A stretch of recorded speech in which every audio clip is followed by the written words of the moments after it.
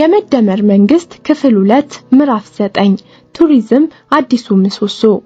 የቱሪዝም ኢንዱስትሪ ሀገራት በዘመናቸው ሁሉ የሰሩትንና ተፈጥሮ ያደለቻቸውን መልካም ገጽታ በኩራት ለዓለም የሚያስተዋውቁባት ሀገሬ ይህንን ትመስላለች የሚሉባት መድረክ ነው።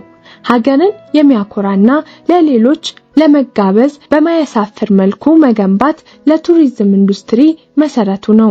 ቱሪዝም በተለያዩ ኢንዱስትሪዎች ውስጥ ከፍተኛ የማብዛት ችሎታ አለው። ለአጠቃላይ የውስጥ ምርት ከፍተኛ አበርክቶ ያለውና ያደጉት ሀገራት ከውስጥና ከውጭ ጎብኚዎችና ተጓዦቻቸው ከፍተኛ ገቢ የሚያገኙበት ኢንዱስትሪ ነው። ቱሪዝም ከነዳጅና ከኬሚካሎች በመቀጠል እንዲሁም ከምግብና ከአውቶሞቲቭ ምርቶች በመቅደም በዓለም ሶስተኛ ትልቁ የውጭ ንግድ ወይም ኤክስፖርት ኢንዱስትሪ ሆኗል።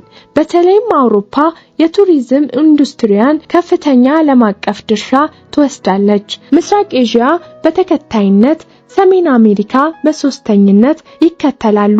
አፍሪካ በዚህኛውም ኢንዱስትሪ ውስጥ ይህንን ነው የሚባል ድርሻ የላትም።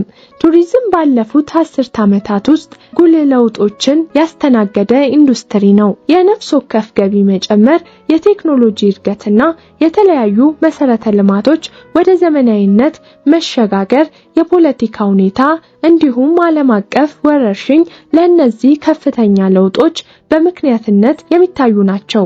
የቴክኖሎጂ እድገት መጓጓዣን፣ ኢኮኖሚን፣ ጤናንና ሌሎችንም ዘርፎች በከፍተኛ ደረጃ መለወጡ ቱሪዝም በደንብ የተሳለጠ አገልግሎት መስጠት እንዲችልና ጎብኚዎች የተሻለ ልምምድ እንዲኖራቸው አስችሏል።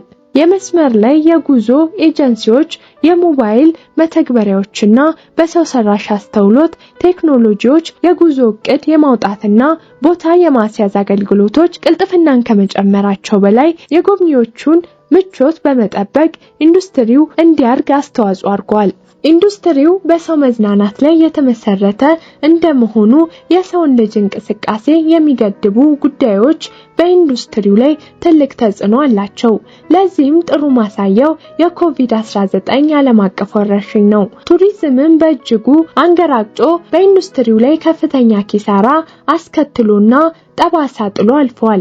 ይሁንና በቀውሱ ምክንያት የተፈጠሩ አንዳንድ መልካም አጋጣሚዎችም ኢንዱስትሪውን በዘላቂነት የመቀየርና የማሳደግ እምቅ አቅማቸውን ከወረርሽኙ በኋላ ባሉ ዓመታት መመልከት ችለናል። የርቀት ስራ በኮቪድ ምክንያት ተስፋፍቷል።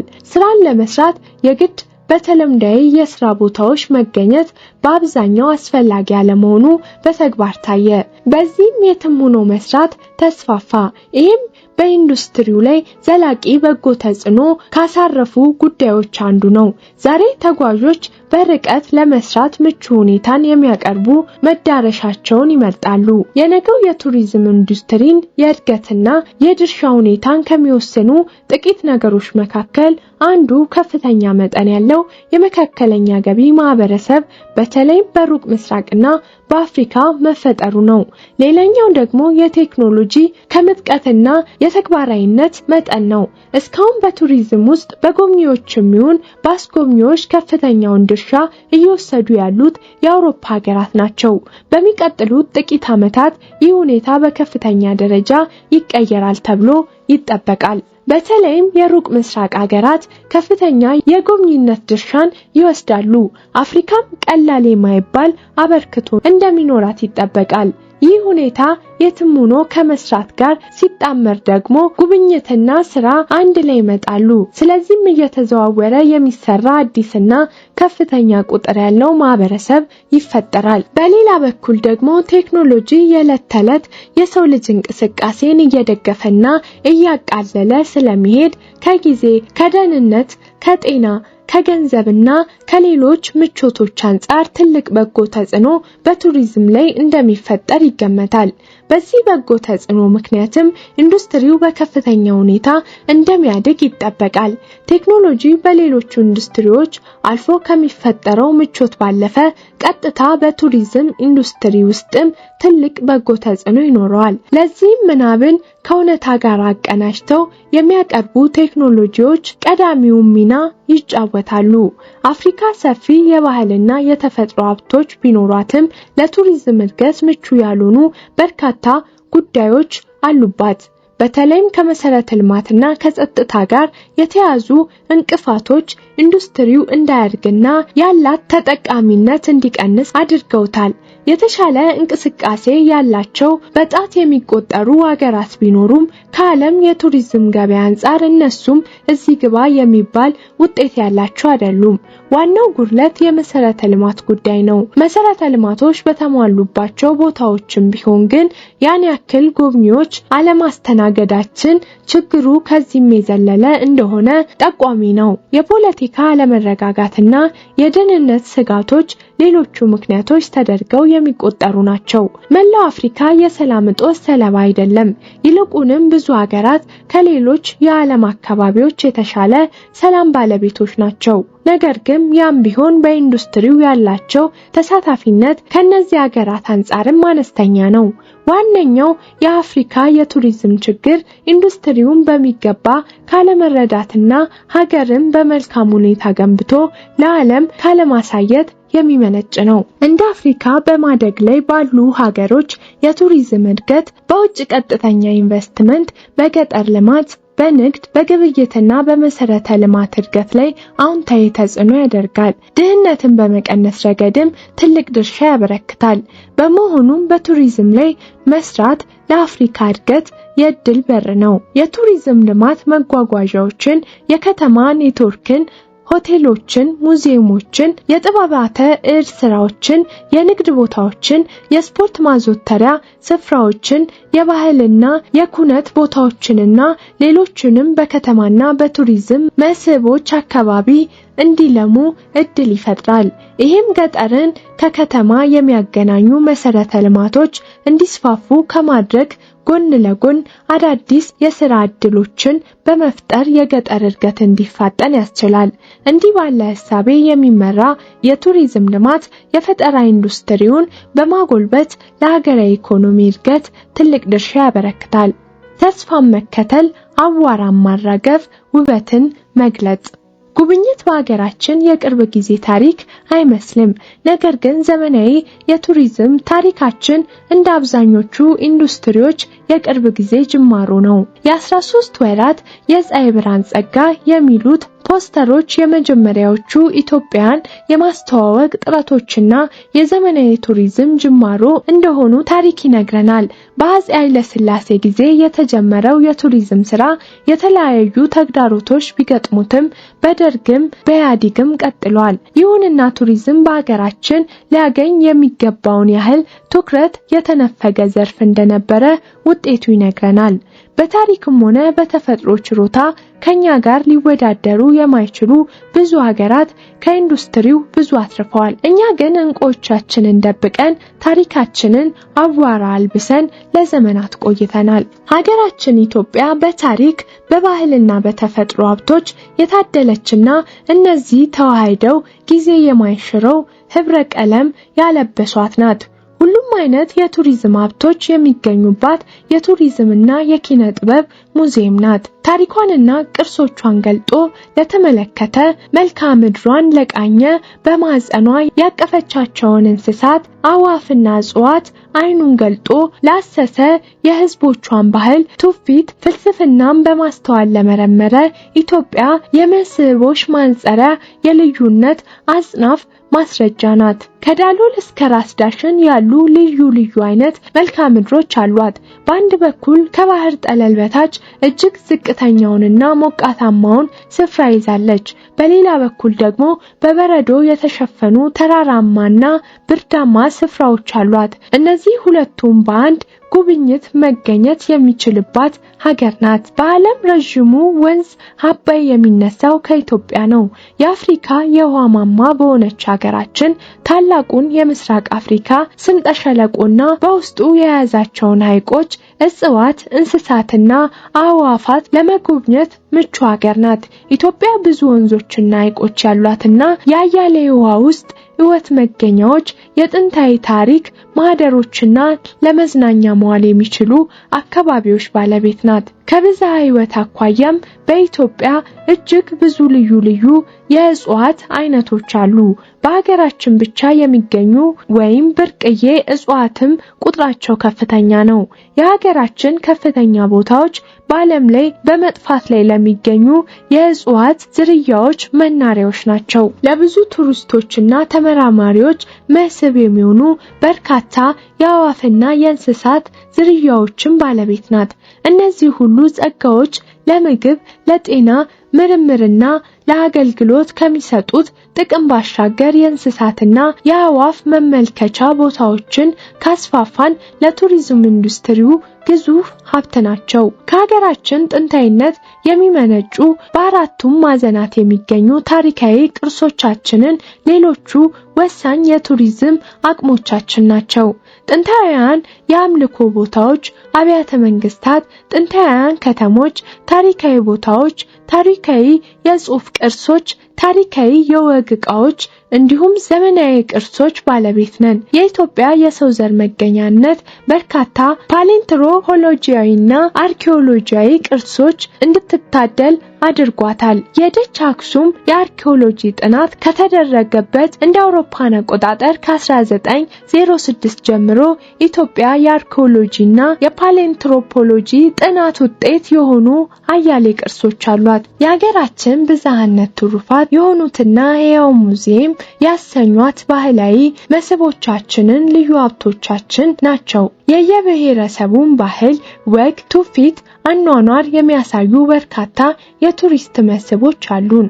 በየባህሉ በእጅና በአነስተኛ አካባቢያዊ ቴክኖሎጂዎች የሚሰሩ ጌጣጌጦችና አልባሳት፣ የጥበባተ እድ ሀብቶችም ትልቅ እምቅ የቱሪዝም መስህብ ናቸው። በዓለም ልዩ ከሚያደርጉን ሀብቶቻችን ውስጥ የሚገቡ የምግብ ልማዶችና ባህሎቻችን አንደኞቹ ናቸው። ኢትዮጵያ ብዝሃ ማንነት ያለባት ሀገር መሆኗ አንዱ ያስገኘላት እሴት በተለያዩ አካባቢዎችና ማህበረሰቦች የሚዘወተሩ ልዩ ልዩ አይነት የምግብ አማራጮች መኖራቸው ነው። እነዚህ የምግብ አማራጮች በአብዛኛው በተፈጥሯዊ አመራረት የተመረቱ ናቸው። የአትክልት፣ የስራ ስርና የዱር ፍራፍሬዎች እንደ አማራጭ ለማግኘት የሚቻልባቸው ናቸው።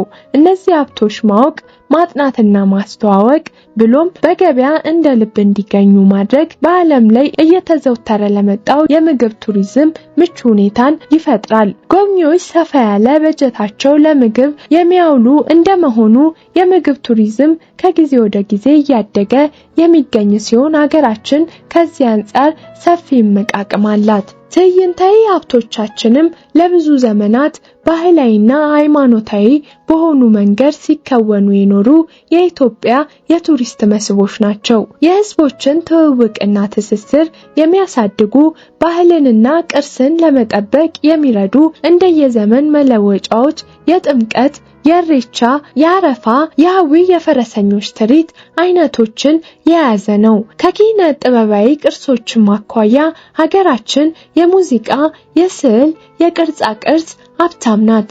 ኢትዮጵያ ከዋሻ ላይ ስዕሎች ጀምሮ እስከ ዘመናዊ ስዕሎች ድረስ ከ5000 ዘመን የበለጠ የስነ ስዕል ታሪክ አላት። የተቀመረና በኖታ የተገለጠ ዜማ በማዘጋጀት ከዓለም ቀደምቶቹ ተራ የሚያሰልፏት የቅዱስ ያሬድ ዜማ ባለቤት ናት። በየብሔረሰቡ ዘንድ ልዩ ልዩ የጭፈራ፣ የዜማ ስልትና የሙዚቃ መሳሪያዎች ይገኛሉ። ኢትዮጵያ በየአርኪኦሎጂው ቦታ ከተገኙት ቅርጻ ቅርጾች አንስቶ በየብሔረሰቡ እስካሉት የቅርጽ ጥበቦች የተሞላች ናት። ይሁንና ይህንን ሁሉ ሀብት አቧራ ለብሶ ለሀገራችን ይህ ነው የሚባል የገቢ ምንጭ ሳይሆን በከንቱ ዘመናትን አስቆጥሯል። አምላክ ብዙ ተፈጥሯዊ ውበት አላብሶን ሳለ እንደ ተራ ነገር ጥለነው ኖረናል። የቀደምቶቻችን ድካምና ልፋት የብዙ አስገራሚ ታሪክ ባለቤቶች ቢያደርገንም ቅርሶቻችን በየቦታው ወርቀውና በየሀገሩ ተበትነው ቀርተዋል። አቧራቸውን የሚያራግፍ የኔ የሚላቸው ባለቤት አጥተዋል። እያንዳንዱ ጊዜም ሌሎች በድፍረት ባለቤት ሆነው ሲጠቀሙበት ይታያል። የድል ታሪካችንንም በተመለከተ ለተወሰኑት በየዓመቱ ከምናደርገው ዝክር ባለፈ ብዙም ቦታ አልሰጠናቸውም። የብዙ ባህሎች መናሪያ ብንሆንም እንኳን ለጎብኚዎች ልናደርሰው ይቅርና እኛ እንኳን በቅጡ አናውቃቸውም። በአጠቃላይ ብዙ እያለን ምንም እንደሌለን ሆነን የምንኖር ነን። ከቱሪዝም ማዕድ ለመጋራት ዝግጁነት። ከዓለም የቱሪዝም ማዕድ መጋራት ብዙ ዝግጁነትን የሚጠይቅ ጉዳይ ነው። ለዚህም የአውሮፓና የምዕራቡ ዓለም በኢንዱስትሪው ላይ ያላቸው የበላይነት እንዲሁም በቅርቡ አስገራሚ እድገት ባለቤት የሆኑት የሩቅ ምስራቅ ሀገራት ወደ ኢንዱስትሪው በከፍተኛ ፍጥነት መቀላቀላቸው በቂ ማሳያ ነው። ለቱሪዝም ዝግጁ መሆን የጎብኚዎችን ፍላጎት ከመረዳት ጀምሮ መዳረሻ ቦታዎችን ምቹ አድርጎ እስከ መገንባት ይደርሳል። መሰረተ ልማቶችን ከመዘርጋት ስልጡን አገልግሎት እስከ መስጠት ይሄዳል። ይህንን በዘላቂነት ማንበር ይህንን ሁላ የሚያሳልጥ ስትራቴጂ መንደፍና ህጋዊ መሰረቶችን መጣልን የሚያጠቃልል ጉዳይ ነው። መደመር ከምናብ የሚጀምር አሻግሮ ተመልክቶ ተስፋን የሚዘራ ዛሬን ከትንሹ የሚጀምር ዘላቂና የማይነትብ አድርጎ የሚሰራ ፍልስፍና መሆኑ ከታየባቸው ዘርፎች መካከል የቱሪዝም ኢንዱስትሪ ዋነኛው ነው። ትንሿ ዘር ተዘርታ እንዴት ዋርካ አክላ ለብዙዎች መጠለያ ማረፊያና መደገፊያ እንደምትሆን አይተንባታል። ከቤተ መንግስት የጀመርነው የፓርክ ስራ ዛሬ በእያንዳንዱ ክልል ተዳርሷል። በጥቂት ጊዜና በትንሽ ሀብት ከግቢ ማስዋብ የጀመርነው የፓርክ ግንባታ ዛሬ የሰፋፊና እጅግ አስደማሚ ፓርኮች ባለቤት አድርጎናል። የቱሪዝም መደመሪያ አመራር የተጀመረው ከ4 ኪሎ ነው። ከመቶ ዓመታት በፊት በዳግማዊ ምኒልክ ከተመሰረተው ከ4 ኪሎ ቤተመንግስቱ ሰፊ ይዞታ ያለውና በውስጡ የግብር አዳራሽ፣ ዙፋን ቤት፣ ዙፋን ችሎት፣ እንቁላል ቤት፣ የንግስት ዘውዲቱና የእቴጌ ጣይቱ ቤቶችና ሌሎችንም የያዘ ነው። ይህ ቤተመንግስት መኖሪያና የጉባኤ አዳራሾችን ተጨምረውለታል። ለውጡ ሲመጣ የጠቅላይ ሚኒስተር ጽህፈት ቤትና አዳራሾቹ የተሻለ አገልግሎት እየሰጡ ነበር። የተቀረው የግቢ ክፍል ግን በአሮጌ ቆርቆሮ ቤቶች የተሞላ ሲሆን በቅርስ ደረጃ የሚታዩት ነባር ቤቶች አርጅተው በመፍረስ አደጋ ላይ ነበሩ።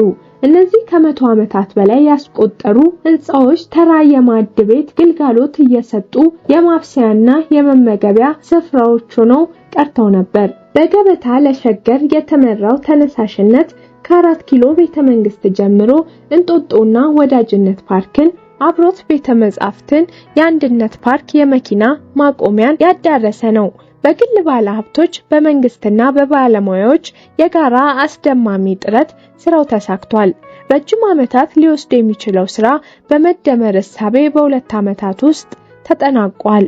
በ4 ኪሎ ቤተመንግስት ለሚገኙ ጥንታዊ ህንጻዎች እድሳትና ጥገና በማድረግ የማንበር ስራዎች ተሰርተዋል። አዳዲስ አገልግሎቶች ተጨምረዋል። ከጥንቱ ታሪካችን በተጨማሪ የዛሬቱን ኢትዮጵያ መልክ የያዘ የክልሎች እልፍኞች፣ የእንስሳትና የእጽዋት ማሳያዎችና የአገልግሎት መስጫ ተቋማት ተገንብተዋል። ግቢውንም ለተጠቃሚዎች ምቹ የማድረግ ስራዎች ተሰርቷል። እነዚህን እሴቶች በመጨመር ህብረ ብሔራዊ ትስስራችንን በልጆቻችን ህሊና ለመገንባት እንዲቻል ፓርኩ አንድነት ፓርክ ተብሎ ተሰይሟል። በአዲስ አበባ ካከናወናቸው ቁልፍ የቱሪዝም ልማት አንዱ የመስቀል አደባባይ ቅርስን ማንበርና ማዘመንን ነው። የመስቀል አደባባይ ፕሮጀክት ታሪክን፣ ተዝናኖትንና ጤናን የማስተሳሰር ፕሮጀክታችን አንዱ መገለጫ ነው። አደባባዩ ለሃይማኖታዊ፣ ባህላዊ ክዋኔ የበለጠ ምቹ ተደርጓል። የአደባባዩን ደረጃ የማሳደግ፣ የመኪና ማቆሚያ ግንባታ፣ ቦታውን ለአገልግሎት ምቹ የማድረግ ስራዎች ተሰርተዋል። ዛሬ መስቀል አደባባይ የቱሪስት መዳረሻ፣ የሃይማኖትና የሌሎች ባህላዊ ኩነቶች ማከናወኛ፣ የወጣቶች የስፖርት ማዘውተሪያ፣ የአረጋውያን ማረፊያ ሆኗል። የአደባባዩ ፊተኛው ክፍል ሰፍቶ ለትርኢት ምቹ ተደርጓል። የአድዋ ሙዚየምንም ከአዲስ አበባ ልማት ጋር አስተሳስረን ገንብተናል። አድዋ የአፍሪካ ድል ነው። አፍሪካውያን ቀኝ ግዛትን ፈጽሞ እንደማይቀበሉ ያሳዩበት ድል ነው። ኢትዮጵያውያን ደግሞ የራሳቸውንና የአፍሪካንም ነጻነት ለማስከበር ያላቸውን ቁርጠኝነት ያመለከቱበት ድል ነው። ነገር ግን ለ150 ዓመታት ያህል ይህንን ድል የሚመጥን ማዕከል አልነበረውም። የአድዋ ሙዚየም መፈጠር በአድዋ መንፈስ ትውልድን ለመገንባት የፓን አፍሪካዊነትን ስሜት ለትውልዱ ለማስገንዘብ ይረዳል። የትውልድ መገናኛ ማዕከል በመሆንም ያገለግላል። ሀብት በመፍጠርም ለራሱና ለከተማው አስተዋጽኦ ያደርጋል። መሪዎች ኢትዮጵያን ሲጎበኙ የአበባ ጉንጉን የሚያስቀምጡበት ታሪካዊ ስፍራም ተፈጥሯል። አብረውት የተገነቡት የንግድ ስፍራዎችም ዘመናዊ የንግድ እንቅስቃሴና ስርዓትን የሚያሳልጡ ናቸው። የአድዋ ሙዚየም ግንባታ ከአካባቢው ጋር በመሰናኘቱ አድዋ ከፍ ብሎ እንዲታይ አድርጎታል። ግንባታው የአድዋ ዘመቻ በተጀመረበት ከአራዳ ጊዮርጊስ ፊት ለፊት ባለው ሜዳ እንዲሰራና ከነባሩ የዳግማዊ ምኒልክ ሐውልት ጋር እንዲናበብ በመደረጉ ታሪክና ቅርስ ተጣጥሞ እንዲሄድ አስችሏል። በመዲናችን አዲስ አበባ በዋናነት ከሚጠቀሱት የጎብኚዎች መስህቦች መካከል አንዱ በአዲስ መልክ የታደሰው ብሔራዊ ቤተመንግስት ነው። በቤተመንግስቱ ውስጥ የኢትዮጵያን ታሪክ የያዙ ቅርሶች፣ የወግ ዕቃዎች፣ የዲፕሎማሲ ማሳያዎች፣ መኪናዎች፣ መዛግብት፣ መጻሕፍት ወዘተ ይገኛሉ። ላለፉት ግማሽ ምዕተ ዓመት በከፊል የመሪዎች መኖሪያ ከመሆን ባለፈ ለህዝብ ዝግ ሆኖ ቆይቷል። ቅርሶቹም በተጨናነቁ ቦታዎች በቆርቆሮና በሜዳዎች ተቀምጠው ዘመናትን ገፍተዋል። በብሔራዊ ቤተመንግስት በርካታ ዋና ዋና ስራዎችን ሰርተናል። የመጀመሪያው ሀብትን ማወቅ ነው። ለግማሽ ክፍለ ዘመን በቤተመንግስቱ ተቀምጠው ሆነ ተጥለው የሚገኙ ሀብቶች ምንድናቸው? ለምንስ ሊጠቅሙ ይችላሉ? የሚለው በባለሙያዎች በዝርዝር እንዲታወቅ ተደርጓል። ሁለተኛው ሀብትን የመለየት ስራ ነው። ከተገኙ ሀብቶች መካከል በግምጃ ቤት መቀመጥ ያለባቸው፣ ለሙዚየም መቅረብ ያለባቸው፣ ለሙዚየም ባይቀርቡም በየክፍሎቻቸው ተሰድረው መቀመጥ ያለባቸው ሀብቶች ተለይተዋል። ሶስተኛው መልሶ ግንባታ ነው። የቤተ መንግስቱ ህንጻ እንደ ጠላት ገንዘብ ተጥሎ ስለኖረ ብዙ ጉዳት ደርሶበታል። በመሆኑም ታሪካዊነቱን ሳይለቅ ከ3 ዓመታት በላይ የፈጀ የጥገና ስራ ተሰርቷል። በተለያዩ የጥገና ስራዎች እንደታየው ጥቂት ጊዜ ቢቆይ ኑሮ የከፋ አደጋ ይደርስበት ነበር። አራተኛው ግቢውን የማስተካከል ስራ ነው። ግቢው እንደሚታሰበው አልነበረም። ብዙ ቦታ በዳዋ የተዋጠ የፍርስራሽና የቆሻሻ መከመሪያ ነበር። የአገልግሎት መስጫ ጥንታዊ ቦታዎች ዝገው አርጅተውና ከጥቅም ውጭ ሆነው ነበር። ግቢው ህይወት እንዲዘራበት የተለያዩ ስራዎች ተሰርተዋል። አምስተኛው ተጨማሪ አገልግሎቶችን መጨመር ነው። የጎብኚዎች መቀበያ ማዕከላት ተሰርተዋል። የመኪና ማሳያ ትዕይንት ተገንብቷል። በዚህም በቆርቆሮ ቤቶች ውስጥ የነበሩ መኪናዎች፣ ፉርጎችና ሰረገላዎች ወደሚገባቸው ስፍራ ለመውሰድና ለእይታ ለማብቃት አስችሏል። ታሪካዊ ቦታዎችን ከጤናና ከተዝናኖት ጋር በሚያስተሳስረው የሥራ መርሃችን መሰረት በግቢው ውስጥ ሆቴሎች፣ ካፍቴሪያዎች፣ ስቲምና ሳሙና ቤቶች፣ የስዕል ማሳያዎች ወዘተ ተገንብቷል። በግቢው ውስጥ በእግር ለመዝናናት የሚያስችሉ ምቹ ሁኔታዎች ተፈጥሯል። ስድስተኛው የቤተ መንግስት ሙዚየም ማደራጀት ነው። የሙዚየም ዕቃዎችን በመምረጥና በመሰደር የታሪክ ፈለግ በማዘጋጀት ባለሙያዎችን በማሰልጠንና ቤተ መንግስቱን ለጎብኚዎች ጉዞ ምቹ በማድረግ ሙዚየሙ ተዘጋጅቷል። ታሪካዊ ቅርሶችን ከማደስና የቱሪስት መስህብ ከማድረግ በተጨማሪ በአዲስ አበባ 5 ዕውቀት ተኮር ማዕከላትን ተገንብተዋል።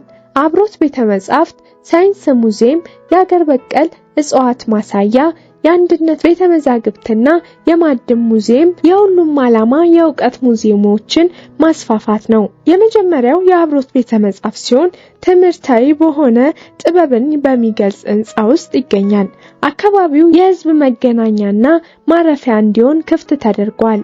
የአብሮት ቤተ መጻሕፍት ደረጃውን የጠበቀ ወጣቶችን ሊስብ የሚችል ዲጂታል አማራጮችን ያካተተ ማዕከል ነው። የአብሮት ቤተ መጻሕፍትን አርያ በማድረግ ተመሳሳይ አብያተ መጻሕፍት በየክልሉ እየተገነቡ ናቸው። የሳይንስ ሙዚየም ሁለተኛው የዕውቀት ሙዚየም ነው። የተገነባበት ዓላማ የሳይንስ ፈጠራን ለማበረታታት ነው።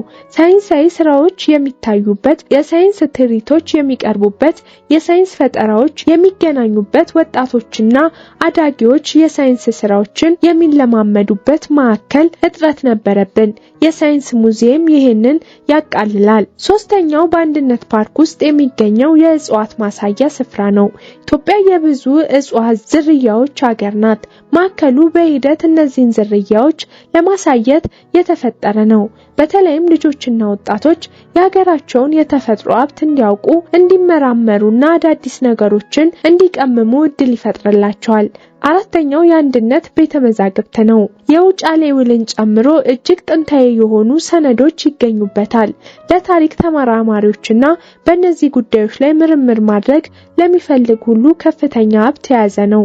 እነዚህን ሀብቶች በመለየት ከደረሰባቸው በላይ ጉዳት እንዳያገኛቸው ዘመናዊ በሆነ መልኩ እንዲደራጁ ተደርጓል። ከቤተ መዛግብትነት በተጨማሪ ለጎብኚዎች የሚሆን አውደሪና ለተመራማሪዎች ደግሞ አነስተኛ ቤተ መጻሕፍት ተዘጋጅቶለታል። አምስተኛው የማዕድን ሙዚየም ነው። የኢትዮጵያን የማዕድናት ሀብት ለማሳየት በየአካባቢው የሚገኘው ማህበረሰቦች አንጡራ ሀብታቸውን አውቀው ለልማት እንዲያውሉ ለማበረታታት ወጣቶችና ልጆች የሀገራቸውን ጸጋ አውቀው እንዲያድጉ ለማድረግ የተቋቋመ ነው። በውስጡ በኢትዮጵያ የሚገኙ ማዕድኖችን የሚያሳይ ንድፍ፣ የማዕድኖቹ ናሙናዎች፣ ማዕድናትን ለማልማት የተደረገው ጥረት የሚያሳዩ ትዕይንቶች ተካተውበታል። የቱሪዝም ሀብታችንን በአግባቡ ጥቅም ላይ ለማዋል ምቹ፣ በቂና ደረጃቸውን የጠበቁ የመንገደኛ ማረፊያ ሆቴሎች እንዲኖሩን በሁለት መንገዶች እየሰራን ነው። አንዱ በግሉ ዘርፍ በኩል የሚከናወነው ነው።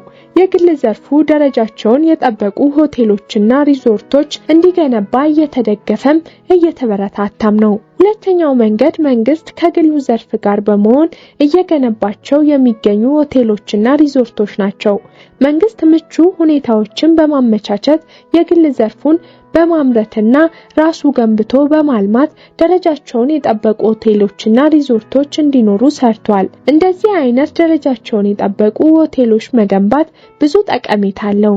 በቱሪዝም ኢንዱስትሪ ውስጥ ጉልህ ድርሻ ካላቸው የጎብኚዎች አይነት መካከል የዓለም አቀፍ ስብሰባዎች፣ ኮንፈረንሶችና አውደሪዎች ተሳታፊዎች ዋነኞቹ ናቸው። ይህ ንዑስ የቱሪዝም ዘርፍ ከፍ ያለ ወጪ የሚያወጡ ጎብኚዎች የሚሳተፉበት ሲሆን በተለይም የተለያዩ ባለሙያዎች፣ ኢንቨስተሮችና ባለስልጣናት የሚገናኙበትና ከልምድ ልውውጥ ባሻገር ለተለያዩ ንግዶች መፈልፈያ ኩነቶች ናቸው። በመዲናችን ለመሰል ኩነቶች የሚሆኑ የተወሰኑ ቦታዎች ያሉን ሲሆን ከነባሮቹ በተጨማሪ የአድዋ ሙዚየም፣ የኢትዮጵያ ንግድ ባንክ ዋና መስሪያ ቤት፣ ሆቴሎችና ፓርኮችን በመጠቀም እያስተናገድን ነው። እንዲሁም የአዲስ አበባ ኮንቬንሽን ማዕከል በዋናነት እንደዚህ አይነት ኩነቶችን ለማስተናገድ የተገነባ ሲሆን ዓለም አቀፍ ደረጃውን የጠበቁ 4 የአውደሪ አዳራሾችን፣ የግቢ አውደሪ ማቅረቢያ ቦታዎችን፣ ሬስቶራንቶችንና ሱቆችን እንዲሁም የራስ ሆቴል አካቶ የያዘ ነው።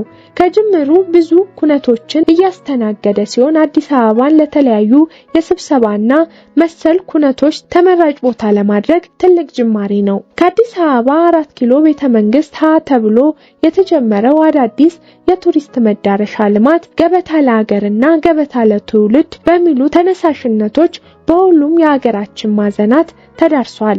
አዲስ አበባን ተምሳሌት ያደረገው የቱሪስት መዳረሻ ስራ ከተሞችን ዘልቀው መላው ሀገሪቱን በአብሮ እንብላ ባህላችን ብሂል አብረን እናልማ ሲል በገበታ ለሀገር ሰፍቷል። ገበታ ለሀገር በመጀመሪያው ዙር ከኦሮሚያ ክልል የደቡብ ምዕራብ ሸዋ ወንጪን፣ ከምዕራብ ኢትዮጵያ ህዝቦች ክልል ዳውሮና ኮንታ ዞንን የሸፈነውን ኮይሻን፣ ከአማራ ክልል የጣናን ምዕራባዊ ዳርቻ የተንተራሰችውን ጎርጎሯን አካቷል። ሶስቱ የገበታ ለሀገር ፕሮጀክቶች ሰፊ ቦታ የሚሸፍኑ በርካታ አማራጮችን የያዙ አዳዲስ የቱሪስት መዳረሻዎች ናቸው። መቻራ የሚገኘው የቤኖና ሪዞርትና በጅማ ጥንታዊ ቤተ መንግስት ግቢ የሚሰራው ሆቴል ሌሎች ማሳያዎች ናቸው።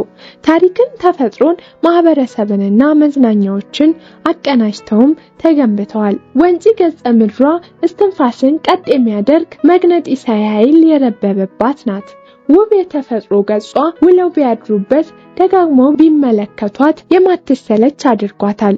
እንዲህ ያለ ያማረ ቦታ ከአዲስ አበባ በቅርብ ርቀት ቢገኝም ከቦታው ለመድረስ አመቺ የመሰረተ ልማት ባለመኖሩ የቅርብ ሩቅ አድርጓታል። የአካባቢው ማህበረሰብም እድሉን ወደ በረከትነት መመንዘር ሳይችል ቀርቷል። ገበታ ለሀገር በተራራ የተከበበችውን በኮረብታ የተከፈለችውን ወንጪን ተራራዋን ገምሶላታል፣ ኮረብታዋን ቆርጦላታል። መዳረሻዋን አመቻችቶ ምቹ ውበቷን አገናኝቶ አድምቋታል። ደረጃውን የጠበቀ የመንገድ የመብራትና የቴሌኮም አገልግሎቶች አግኝታለች። የወንጪ ልማት ገጠርን ከከተማ አስተሳስሯል። የወንጪ ሪዞርት ግንባታ የአካባቢውን ጥንታዊ ታሪክ፣ ውብ መልክዓ ምድር፣ ማህበረሰብና አዲሱን ሪዞርት ያተሳሰረ ነው። ደቡብና ደቡብ ምዕራብ ኢትዮጵያ የኃይል የተፈጥሮና የባህል ማማ ነው።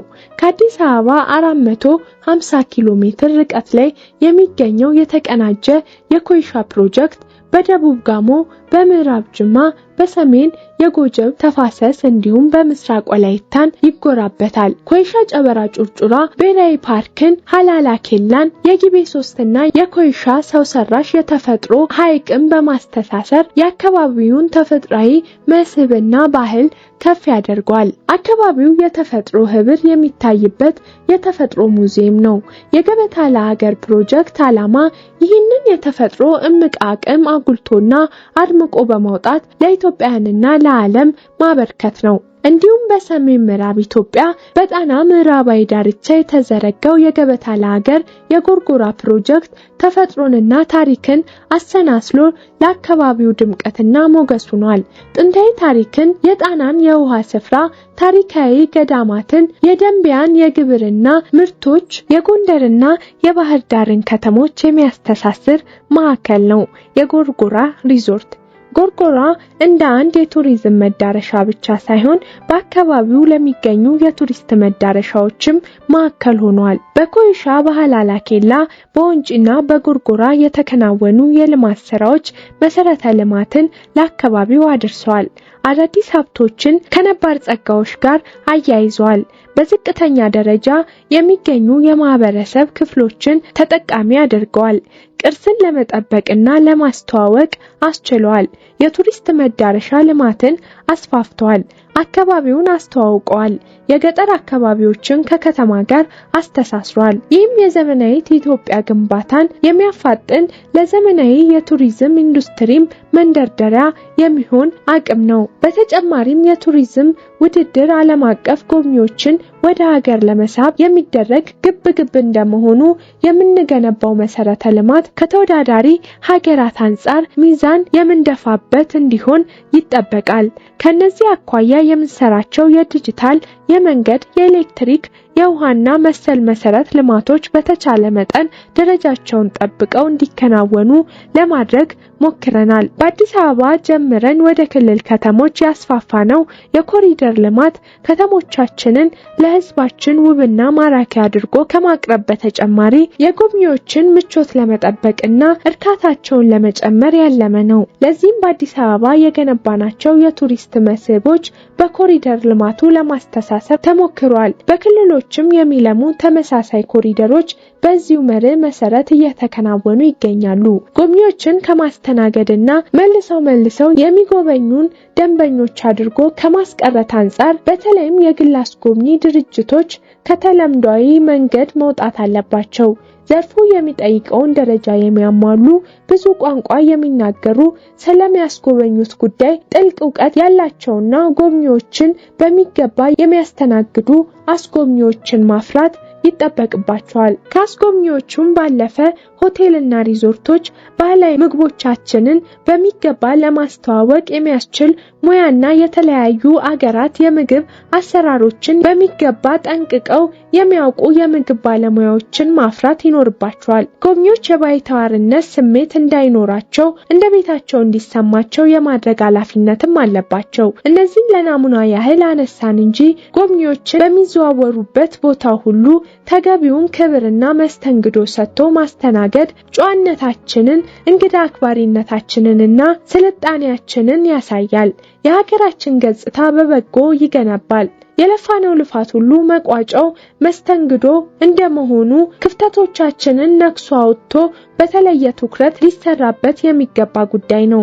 በአጠቃላይ እነዚህን ሁሉ ዝግጅቶች ማድረጋችን እዚህ ግባ የማይባለውን የሀገራችንን የቱሪዝም ኢንዱስትሪ ታሪክና ነባራዊ ሁኔታ ከስር መሰረቱ እየቀየረው ነው። ሀገራችን ከዘርፉ ልታገኝ የሚገባው ማህበራዊ፣ ኢኮኖሚያዊና አካባቢያዊ ጥቅም እንድታገኝ እያስቻለም ነው። እምቅ የጎብኚዎች መስህብ አቅም የሆኑትና እንደ ተራ ነገር አቧራ ለብሰው የተደበቁትን እንቆቻችንን አቧራቸውን አራክፈንና ውበታቸውን ገልጠን እያሳየን እንገኛለን። በዚህም ለራሳችንም ለጎረቤታችንም እንዲሁም በየትኛውም የዓለም ጫፍ ላሉ ሁሉ ክፍትና ተደራሽ እያደረግናቸው ነው። በአንድ በኩል የመንፈስ እርካታና ደስታን መሸመት አለ። በዚያም ውስጥ የሀገርን ገጽታ መገንባት ይከናወናል። ብሎም የሀገርን ኢኮኖሚ መደገፍ ይቻላል። እነዚህ ዋነኛ ግቦቻችን ናቸው።